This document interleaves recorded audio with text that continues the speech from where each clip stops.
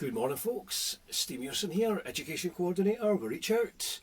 As you can see, I've got my comfy old t-shirt on, got a mug of coffee. I'm in the art studio. It can only mean one thing: day 3 of our bungee jumping training. So today what we're going to be doing, just joking, it's an art session. What we're actually doing is combating something a lot of people experience, which is fear of a blank sheet of paper. Now, I found in the early days of facilitating art groups and courses that a lot of people become terrified if you lay a sheet of paper in front of them and expect something just to magically appear on it. A lot of people have difficulties with making art in front of others for a start. They can have this concern about being judged. Is their art good enough? Something that all artists feel at various points in their careers, whether it's the very start or the very end. Really, it's something that we have to battle through. And this today should be a really good tool just to get the kind of creativity flowing again if you've met some sort of block. Or you can use this if you ever find yourself in that situation where you're attending an art class or a group and it's maybe the first day and you're a little bit worried about what to do, but you want to do something. This is a great exercise that you can just roll out. There's no, as usual, there's no rules to it. You can do whatever you want. I will do my version of it and I'll talk you through it. Now, the only things you're going to need: something to draw on or paint on. It's probably easier if you use a pen, to be honest, but anybody's feeling super creative, you could do this exercise with paint. It's manageable, probably. We'll discuss it later in the video, in fact, because it'll be a bit of a brain scratcher. For me, I am using a blank piece of paper, one of my nice art pens. Other than that, comfortable space to make your art in. I'm going to try and draw solidly for 10 minutes. That's my goal for this. Do whatever you can manage. If you want to sit for half an hour doing this exercise, brilliant. If 1 minute's about your limit, do it for 1 minute, stop and take a break. I think that's everything really, really straight ahead, but the results could be incredibly complicated, really fancy looking even, or as simple as you want to mark it, because as you'll see, once you get going with this, it's really limitless what you make. So, art heads on, everybody, let's get going. Right, welcome back folks. So, the key to this is we are not going to lift the pen up until we are finished drawing. And I'm going to give myself, like I said, 10 minutes to simply draw on this piece of paper. And I'm going to challenge myself by not crossing any of my lines over. I'm not sure how manageable that will be. I suppose it will depend on how quick I'm drawing. Now, we spoke about this whole fear of a blank piece of paper. It's this easy to beat it. Make a mark. Look, see that? Done. We've begun. And that's the exercise started. Now I'm just going to let it flow. I'm not going to think about making this into anything yet. I might not bother making it into something that might just be a really nice abstract looking, puzzly looking maze.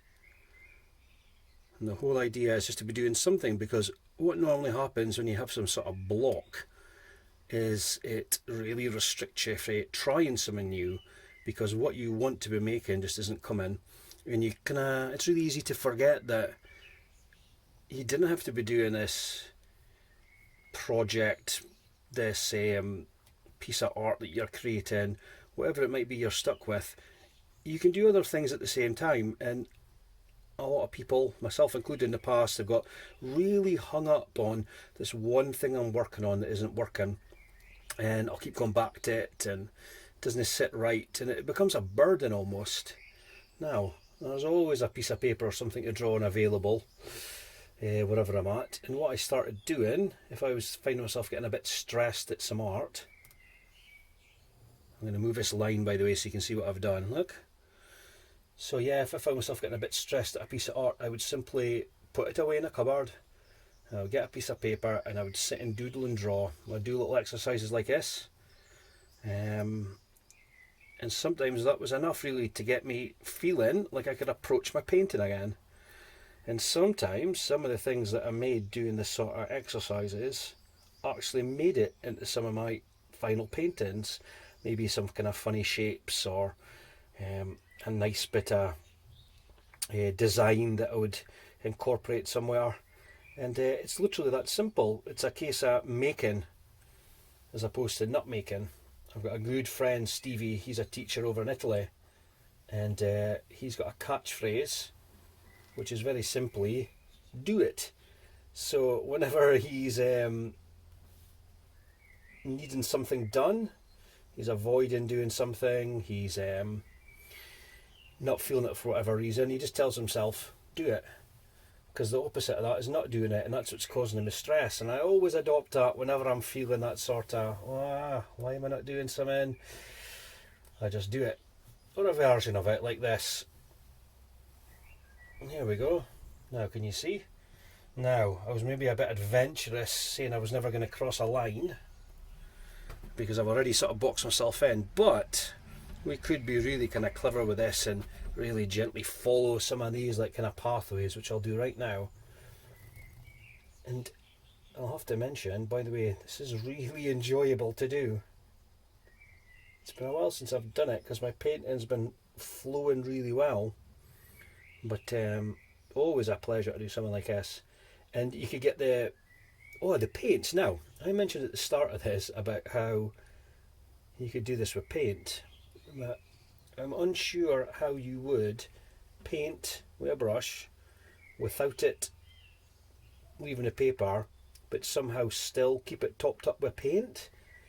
Maybe there's a trademark in there somewhere. If there's any aspiring inventors out there, you're more than welcome to borrow in that idea from me. But a pen works just fine, and most people have got a biro lying about. And if you don't, let us know. We can certainly get you some biros and an art pad.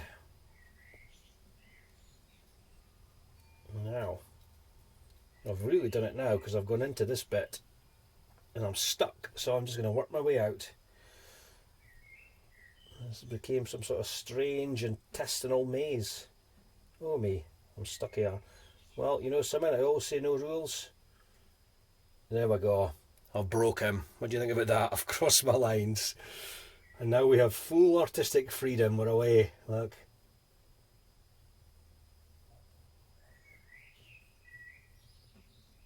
What you can do once you've done this is get the pens out, crayons, whatever you like colouring with, and you can colour this in. You could photocopy it as well, and you could start changing the tone and the settings. You can make it like a really dense looking map almost. You can do whatever you want. But this is a key, is just to literally start making art. Let it go for there. Maybe this would be enough to kickstart you into attending a group you wanted to attend to, but we're nervous about what to do. Because I assure you, anybody can do this, whatever your abilities are. It's just literally taking this line for a walk. Now, where are we?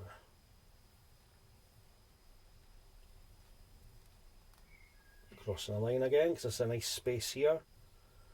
I'll make some jaggedy bits there. And what you'll find as well is, while you're doing this, your brain should switch off any concerns or worries it's got kind of bubbling away, and focus just on this really calming, soothing exercise. And that's never a bad thing. Now, I'm just going to check the time, but look, I'm nearly lifting the pen up. Oh, we've got loads, we're only halfway through. So, if I take a step back and look at this, I can already see elements of it that I would maybe add to and adopt if I was making a painting. This middle bit here is like a big strange looking sort of cross section of a stomach. This bit up here is almost like two eyes, if you see there. If I run that over there, I've got two eyes. And some sort of kind of almost dinosaur-esque, or it's almost like a hippo, isn't it? Look. Now, can't do a hippo without doing that amazing teeth. Now, fun fact, when I was young, one of my absolute favourite things to draw wasn't hippos, it was hippos' teeth. I just loved that sort of like peg-like shape of them. I found it really pleasing to do. you know what we're going to do? We're going to extend the hippo's mouth down here. We're going to give it 2 more of these amazing peg teeth. I hope you folks can see a hippo, by the way, because I can't, but I suppose that's the beauty of interpretation, isn't it? You might not see a hippo. This has now become a giant hippo who is eating a map of the world. You can see how the swirls, it's maybe from outer space, the cloud system, or maybe it's a weather report. Maybe this is a hippo eating a weather report, which, is that a first? Do you think any of our artists in history has drawn a one-line drawing of a hippo eating a weather report? Difficult to say. If you have, please forgive me. I honestly did not steal your idea.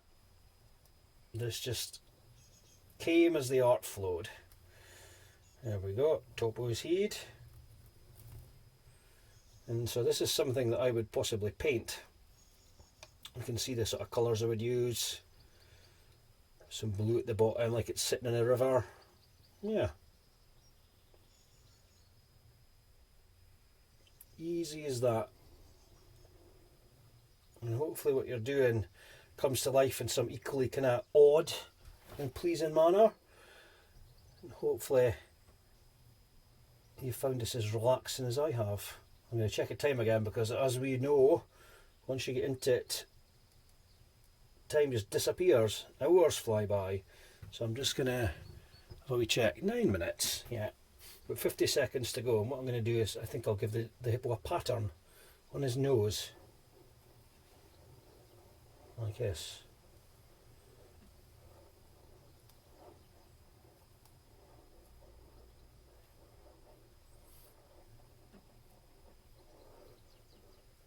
There we go. The hippo that ate the weather report. You heard it here first.